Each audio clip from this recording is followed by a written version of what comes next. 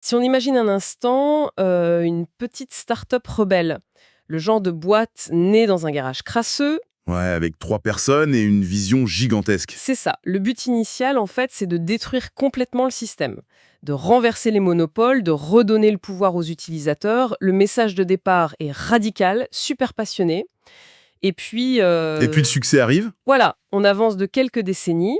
Et cette même petite start-up rebelle est devenue la corporation la plus bureaucratique, la plus rigide et aseptisée de la planète. Terrifié à l'idée de froisser le moindre actionnaire, quoi. Absolument. C'est un grand classique du monde des affaires. Tout le monde a un exemple en tête. Mais ce qui est vraiment intéressant pour les esprits curieux, c'est de se demander ce qui se passe si cette trajectoire, c'est pas celle d'une entreprise de la Silicon Valley, Ah, mais celle de l'une des forces spirituelles les plus massives de l'histoire humaine. Et c'est exactement le cœur de notre exploration aujourd'hui. je suis prêt. Génial. Parce qu'on va décortiquer un texte qui est franchement incroyablement incisif. Ça vient du site Le Bel Évangile, Oui, un texte très dense. très dense. C'est un sermon rédigé par le pasteur Paul C. Jang qui s'intitule Où se dirige le christianisme contemporain aujourd'hui. C'est basé sur un passage biblique, la deuxième épître à Timothée, et honnêtement, ce texte, il jette un regard impitoyable sur l'institution religieuse moderne. Le mot est faible. Ouais. L'auteur l'accuse en gros d'avoir été complètement vidé de sa substance originelle. Alors, avant même de plonger dans les rouages de cette critique, je tiens vraiment à poser un cadre clair. Oui, c'est super important. C'est crucial. Le texte qu'on a sous les yeux aujourd'hui manipule des concepts doctrinaux qui sont, disons-le, extrêmement tranchés, des convictions fortes. Très forte, oui. Donc, notre démarche dans cette analyse, c'est pas du tout de distribuer des bons ou des mauvais points théologiques. On n'est pas là pour valider ou réfuter les croyances de cet auteur. On reste totalement impartiaux. Exactement. On enfile nos lunettes d'analyste, tout simplement. Le but, c'est de démonter le moteur de son argumentation. On veut comprendre comment il justifie, de l'intérieur, cette idée d'un effondrement spirituel total. Une sorte d'autopsie intellectuelle, quoi. C'est exactement ça, une autopsie de sa pensée. Rien de plus. Bon, alors, décortiquons tout ça. Pour comprendre ce fameux diagnostic de l'effondrement, ce qui est fascinant, c'est que l'auteur ne commence pas par pointer du doigt des trucs évidents. Genre les scandales modernes ou des problèmes de budget. Voilà, il s'en fiche un peu de ça au début. Il remonte directement à la source, à ce qu'il considère comme une faille architecturale majeure dans le message qui est transmis aujourd'hui. La fondation même de l'édifice. Exactement. Selon lui, l'Église moderne a carrément amputé sa propre histoire d'une pièce maîtresse. Il dit qu'elle parle en permanence de la croix, de la crucifixion de Jésus, mais qu'elle aurait totalement effacé le commencement absolu de l'Évangile. Et ce commencement, c'est le baptême. Le baptême de Jésus par Jean-Baptiste, oui. Et c'est là qu'il faut vraiment comprendre la mécanique théologique que l'auteur déploie. Parce que pour la grande majorité des gens qui observent ça aujourd'hui, le baptême, c'est juste perçu comme un joli symbole. Une petite cérémonie de bienvenue. Ouais, une sorte de rite de passage, un accueil dans la communauté, ou alors une simple démonstration publique d'engagement personnel. Mais pour cet auteur, Il s'appuie beaucoup sur l'évangile de Jean, non? tout à fait, sur le concept précis de naître d'eau et d'esprit. Et pour lui, le baptême, ça n'a absolument rien de symbolique. C'est pas une métaphore. C'est une procédure mécanique, presque juridique. D'accord, juridique dans quel sens? Eh bien, il relie directement ce baptême précis dans le fleuve Jourdain à une pratique très ancienne de l'Ancien Testament, le fameux rite du bouc émissaire. Ah, attends, le transfert des péchés. Le moment où le grand prêtre posait physiquement ses mains sur l'animal pour lui transmettre toutes les fautes du peuple. C'est ça, avant d'envoyer l'animal dans le désert ou de le sacrifier. Donc un transfert de culpabilité littérale. Exactement. Dans la logique du sermon de Jong, Jean-Baptiste, il n'est pas juste un prophète qui donne un bain. Il agit comme le dernier grand prêtre de l'humanité. Ah ouais. En baptisant Jésus, en posant les mains sur lui, il opère un transfert littéral et objectif des péchés du monde entier sur la personne de Jésus. Waouh. C'est lourd de sens, du coup. Très lourd. C'est un acte légal, un transfert de dette devant la justice divine. Et l'auteur affirme que, sans cet acte préalable au fleuve Jourdain, la souffrance sur la croix n'aurait, selon cette théologie, aucun sens expiatoire. Parce que la dette n'aurait pas été transmise avant. Exactement, la dette n'aurait pas été sur Jésus au moment de la croix s'il n'y avait pas eu ce transfert au baptême. D'accord, je vois parfaitement la logique interne. Si je file un peu la métaphore, disons que la croix, ce serait le moment où la facture astronomique est enfin payée. Ouais, c'est une bonne image. Mais le baptême, le premier acte, c'est le moment précis où la facture a été émise et mise au nom de Jésus. C'est exactement ça. Donc ce que dit l'auteur, c'est que regarder le christianisme en ignorant ce baptême, c'est littéralement comme regarder le grand final explosif d'un film d'action, tout en sautant délibérément le premier acte. On ne comprend rien aux enjeux. Voilà, on voit le héros s'est sacrifié, il y a des explosions partout, c'est super émouvant, mais on n'a aucune idée de la mécanique ou du scénario qui l'a conduit là. C'est tout à fait le constat de l'auteur. Mais du coup, j'ai une question. Pourquoi une église, qui est quand même censée être la gardienne de sa propre histoire, choisirait-elle de zapper un mécanisme aussi fondamental? Eh bien, ce qui est fascinant ici, c'est sa réponse à cette question. Il explique que l'institution, au fil du temps, a troqué un ordre divin objectif contre une simple expérience émotionnelle subjective. Attends, subjective?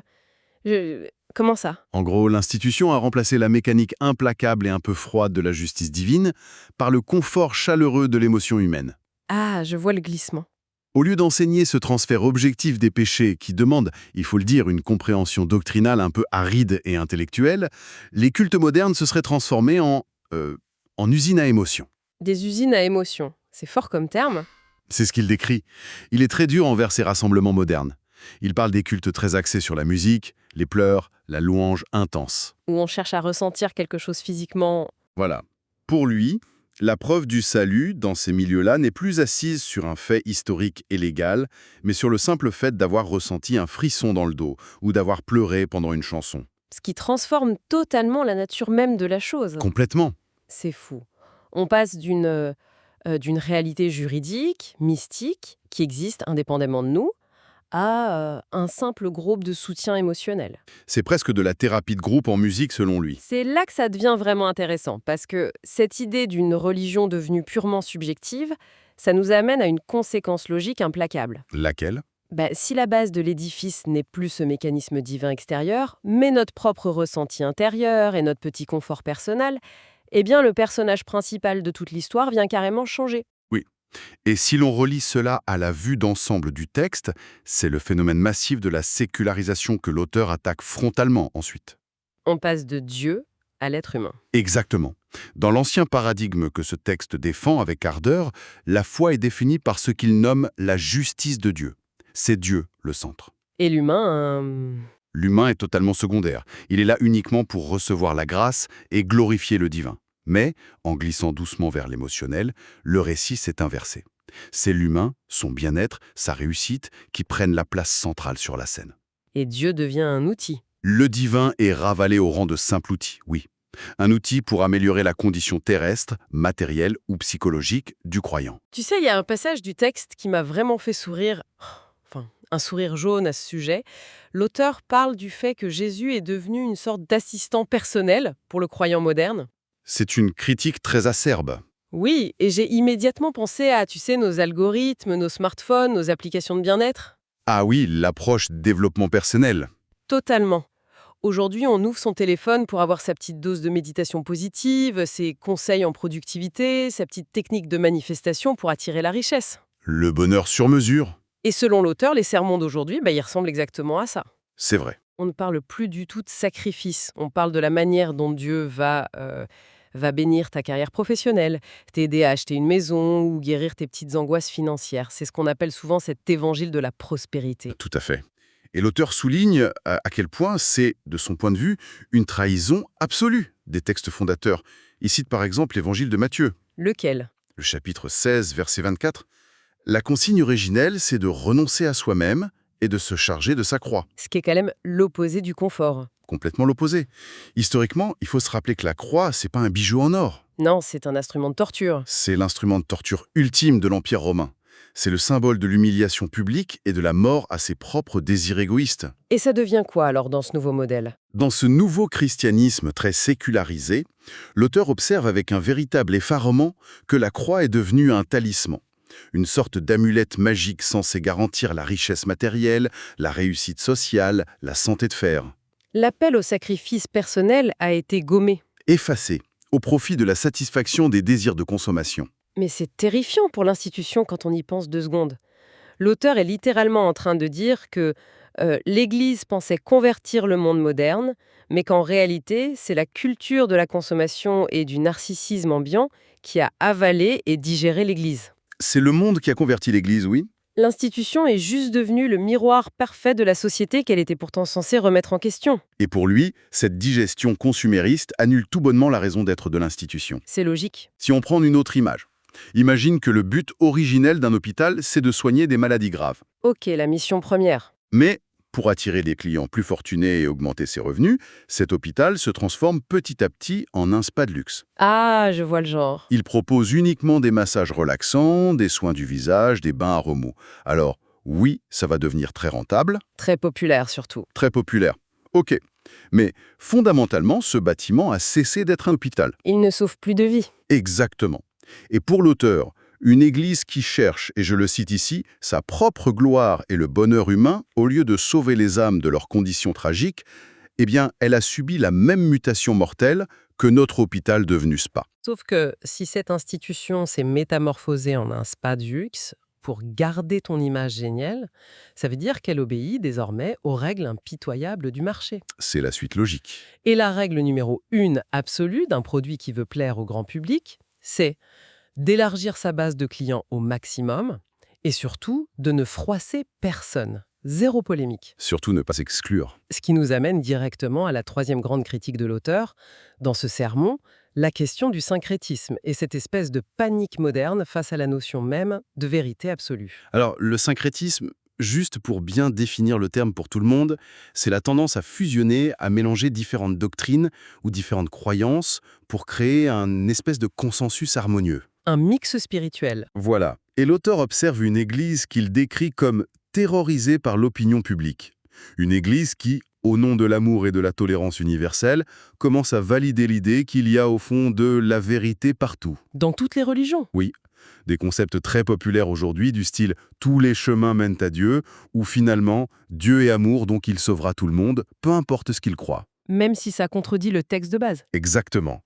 Il dit que ces idées-là se feraient un chemin jusqu'aux plus hautes sphères de la théologie moderne. Mais attends, là je dois faire l'avocat du diable une seconde. Vas-y. Pour n'importe quel esprit du XXIe siècle, la tolérance, l'inclusion, le respect profond et sincère des convictions d'autrui, c'est perçu comme des vertus suprêmes. Oui, c'est la base de notre société. C'est ce qui nous permet de vivre ensemble pacifiquement. Alors pourquoi est-ce que l'auteur observe cette tolérance théologique comme une faille fatale, un poison mortel, plutôt que comme une évolution super positive et humaniste de la religion? Cela soulève une question extrêmement importante. Et la réponse tient au fait que l'auteur et la société contemporaine n'ont pas du tout, mais alors pas du tout, la même définition du mot « vérité ». Ah, ça change tout. Oui, pour la société moderne, la vérité religieuse, c'est généralement perçu comme un héritage culturel subjectif, une opinion personnelle en somme. Il est donc totalement logique et même moral de mettre toutes ces croyances sur un pied d'égalité. Chacun sa vérité, quoi. Voilà. Mais pour l'auteur du sermon, la vérité avec un grand V, ce n'est pas un concept modulable culturel. C'est une mécanique universelle et surtout exclusive. Et exclut les autres d'office. Oui. Il cite d'ailleurs le livre des Actes des Apôtres de manière très stricte, notamment le passage qui dit « Il n'y a de salut en aucun autre nom ». Ah oui, c'est clair et net. Son argumentation est parfaitement logique par rapport à ses propres prémices. Si l'histoire spécifique du baptême et de la croix, c'est l'unique méthode par laquelle le Créateur a réglé le problème du mal, alors dire que d'autres méthodes fonctionnent aussi, ce n'est pas de la gentille tolérance. C'est quoi alors? Pour lui, c'est un mensonge destructeur. C'est une vision incroyablement binaire de la réalité. Totalement binaire. C'est blanc ou noir. Il accuse les institutions chrétiennes actuelles d'avoir littéralement honte de cette exclusivité. Parce que ça passe mal à la télé ou sur les réseaux? C'est trop clivant. Pour l'auteur, diluer ce message unique juste pour s'attirer la sympathie du grand public, c'est transformer l'Évangile en une simple option parmi une cinquantaine d'autres sur le grand buffet à volonté des spiritualités mondiales. Prenez ce qui vous plaît, laissez le reste. Exactement. Et si c'est juste une option sur le menu pour se sentir bien, alors le message perd instantanément toute sa puissance salvatrice. C'est fascinant parce que, au fond, la dynamique qu'il décrit ici, c'est une capitulation dictée par les relations publiques. Du pur marketing. Genre, nous voulons rester pertinents, nous voulons que le monde moderne nous aime et nous accepte, donc on va arrêter de dire qu'on a le monopole de la vérité. On pourrait donc se dire qu'avec cette volonté d'inclusion à tout prix, l'Église devient une structure fluide, malléable, ultramoderne, très progressiste. On pourrait le penser, oui. Mais c'est là qu'on arrive, à mon avis, au paradoxe le plus brillant de tout ce texte. L'auteur affirme l'inverse. Il dit que cette tentative désespérée d'adaptation force en réalité l'institution à régresser de manière spectaculaire. Oui, il identifie un retour masqué à ce qu'il appelle le système de Nicée. Alors là, faisons une petite pause pour ceux qui parmi nous ne passeraient pas leur soirée d'hiver à lire des manuels d'histoire antiques. C'est compréhensible. Le Concile de Nicée, on est au IVe siècle, c'est grosso modo le moment historique de bascule où l'Empire romain met officiellement la main sur le christianisme. Sous l'empereur Constantin, Voilà, on passe d'un mouvement de base, organique, de terrain, souvent persécuté d'ailleurs, à une gigantesque religion d'État standardisé avec des lois ultra strictes, n'est-ce pas Steliov? c'est le basculement institutionnel parfait. Nicée, c'est vraiment l'instant où la foi organique devient une énorme bureaucratie. Une usine à gaz? Des comités d'hommes de pouvoir se réunissent pour définir des dogmes rigides, rédiger des credos officiels que tout le monde doit réciter et structurer une hiérarchie pyramidale très lourde. Et pourquoi l'auteur ramène ça sur le tapis aujourd'hui? Parce qu'il utilise cette référence historique pour lancer une accusation dévastatrice, particulièrement contre le protestantisme moderne. Ah bon? Il affirme que bien que ces églises se disent réformées et modernes, elles ont en réalité sous la surface recréé l'infrastructure bureaucratique et figée de Nicée. Elles sont retombées dans le même piège. Oui, au lieu d'encourager la confrontation directe, personnelle et brute avec le texte biblique, avec l'histoire de l'eau et de l'esprit, elles enseignent des catéchismes traditionnels et placent les commentaires de théologiens académiques au-dessus du texte lui-même. Alors qu'est-ce que tout cela signifie au juste? Si je reprends une image, cette fois informatique. J'aime bien tes images. C'est un peu comme si tu faisais une grosse mise à jour censée moderniser ton ordinateur, tu vois. Le but, c'est qu'il soit plus convivial, plus rapide, mieux connecté au monde moderne. Ok, la promesse classique de la mise à jour. Sauf que, quand le système redémarre, bon, tout est bloqué. Plus rien ne marche de manière fluide. Tu fouilles un peu dans les lignes de code et là tu réalises que ta super mise à jour a secrètement réinstallé un vieux système d'exploitation datant d'il y a 1700 ans. Un truc lourd, hiérarchisé et totalement impossible à modifier par l'utilisateur final. C'est une excellente métaphore pour comprendre son propos. C'est dingue quand même. Et c'est justement ici, sur cette idée de système lourd, que l'auteur pose la distinction philosophique la plus importante de tout son sermon. Celle qui, honnêtement, éclaire toute sa pensée depuis le début. Ah, je t'écoute. Il trace une ligne de fracture absolument infranchissable entre la religion d'un côté et l'évangile de l'autre. Attends, dans le langage courant, pour tout le monde, c'est la même chose, non? Pomo, oui, on confond les deux en permanence. Mais pour lui, dans ce texte, ce sont des ennemis jurés, des concepts totalement opposés. C'est hyper contre-intuitif. Comment il définit la religion alors pour que ce soit l'ennemi de l'évangile? La religion, selon lui, c'est l'effort acharné et pathétique de l'homme pour s'élever jusqu'à Dieu. L'effort humain. C'est l'humanité qui construit, par ses propres forces, des systèmes complexes, des institutions de contrôle comme celle de Nicée. C'est inventer des règles morales, des rituels répétitifs, multiplier les bonnes œuvres pour essayer, en vain, de mériter l'attention du divin. C'est fondamentalement un travail humain. C'est un escalier qu'on essaye de construire vers le ciel. C'est ça. À l'inverse, l'Évangile, tel qu'il le conçoit à travers la mécanique stricte du baptême de Jésus et de la croix, c'est la direction exactement opposée. De haut en bas, donc. Exactement. C'est Dieu qui descend vers l'humanité par pure grâce, offrant une solution finie, parfaite, le pardon des péchés, qui ne demande absolument aucun effort institutionnel ou rituel de la part de l'homme, juste d'y croire. C'est vertigineux comme renversement de perspective, hein. En fait, ce qu'il est en train de dire, c'est que la religion, en tant que structure humaine, est le principal obstacle à la vraie foi. C'est exactement son propos central. En voulant se structurer, devenir respectable, s'adapter au monde et faire plaisir à tout le monde, l'Église s'est tout simplement emmurée dans la religion. Elle a construit sa propre prison. L'humain a repris le contrôle du navire. Il a bâti ses petites règles, ses petits rituels émotionnels pour se sentir bien, et au passage, il a carrément expulsé l'action divine de l'équation. Et quand on comprend cette distinction, on comprend beaucoup mieux pourquoi, à la toute fin de son texte, l'auteur dégaine une imagerie biblique aussi sombre et radicale. Oui, il va très loin. Il compare carrément ce grand système institutionnel, avec ses compromis et sa bureaucratie, à Babylone la Grande, la prostituée. Une image très forte tirée du livre de l'Apocalypse. Le choix des mots n'est vraiment pas anodin là. Pas du tout. Dans toute la littérature biblique, Babylone, ça représente le pinacle de l'arrogance humaine. C'est le système impérial corrompu par excellence, celui qui cherche par tous les moyens à remplacer Dieu par l'ingénierie humaine. Donc, en assimilant le christianisme contemporain à cette Babylone de l'Apocalypse, l'auteur ne propose pas juste une petite réforme de surface, on est d'accord. Il ne demande pas de changer la couleur des rideaux. Ah non, zéro ajustement cosmétique, il cite directement l'injonction apocalyptique qui dit « sortez du milieu d'elle ». Sortez du milieu d'elle, c'est un appel à l'exode en fait. C'est un exode spirituel massif qu'il réclame. Il faut tout brûler pour repartir de zéro en quelque sorte. Fuir le bâtiment avant qu'il ne s'effondre. C'est l'idée. Et le plan de sauvetage qu'il propose en conclusion de son sermon est d'une exigence folle. Qu'est-ce qu'il demande concrètement? Il demande aux croyants d'abandonner purement et simplement ces structures institutionnelles sclérosées, de tourner le dos de manière définitive à cet évangile de la prospérité qui ne fait que flatter l'ego. Adieu l'assistant personnel divin. Voilà. Et de rejeter toutes les compromissions politiques, sociales et théologiques. Tout cela dans un seul but, revenir de manière quasi obsessionnelle à ce qu'il appelle l'évangile unifié. Le fameux triptyque dont on a parlé au début. Exactement. Le triptyque indissociable. L'emmual, le baptême originel, où le péché est légalement transféré, la croix où la sentence est effectivement exécutée, et le Saint-Esprit qui vient témoigner de cette réalité. Une approche qui est donc recentrée exclusivement sur la justice stricte et l'action de Dieu. Où l'humain, finalement, renonce à son propre confort, à ses frissons émotionnels et à sa soif de reconnaissance sociale. C'est un message dur. Très dur. Presque ascétique par rapport à notre culture ambiante, de l'hyperconsommation et du bien-être. Mais tu sais quoi? La pertinence de ce texte, la raison pour laquelle on prend le temps de l'analyser aujourd'hui, c'est qu'elle ne s'arrête pas du tout aux portes de la théologie. C'est vrai, ça va bien au-delà. Quand on prend un peu de recul pour observer les dynamiques que l'auteur décrit, on réalise qu'il a magnifiquement cartographié, presque cliniquement, le cycle de vie de la quasi-totalité des grandes institutions humaines.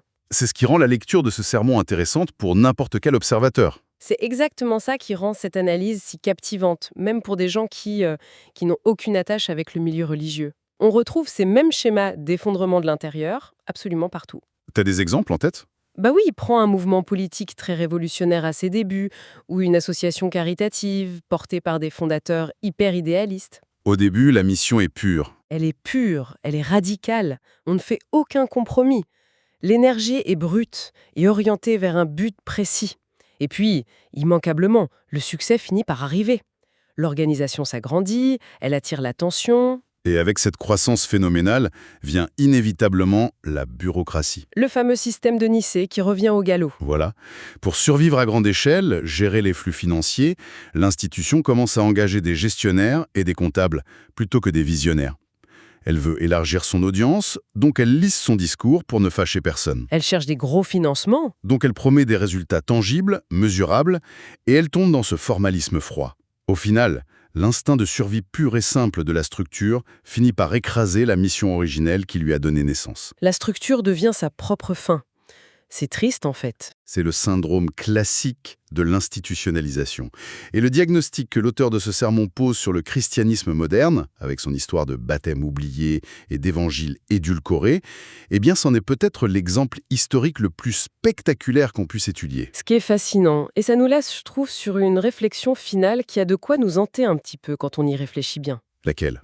On a vraiment tendance à penser, surtout dans notre monde moderne obsédé par l'innovation, que la seule façon pour une organisation ou un mouvement de ne pas mourir, c'est de s'adapter en permanence à son époque. Il faut évoluer ou disparaître. C'est le mantra de notre époque. C'est ça. On fait des études de marché, on change les slogans, on adoucit les principes fondateurs pour rester cool et dans le vent. On se transforme en spa de luxe. Exactement. Mais si l'essence même de votre mouvement, de votre start-up ou de votre foi repose sur des principes fondateurs qui sont censés être immuables, radicaux et absolus, est-ce que cette tentative désespérée de plaire au grand public ne devient pas, de façon super ironique, la cause même de votre disparition? C'est la grande question. Y a-t-il un moment précis où, à force de diluer le message, juste pour survivre financièrement ou socialement, l'institution survit sur le papier, oui, mais n'a au fond plus aucune raison valable d'exister? Elle devient une coquille vide. C'est tout le paradoxe soulevé par cette analyse incroyable. C'est une vraie tension à méditer pour ceux qui nous écoutent. Que l'on observe l'évolution de la religion, les dérives de la politique, ou même, très personnellement, notre propre façon de préserver ou de brader nos convictions profondes face à la pression écrasante du monde extérieur.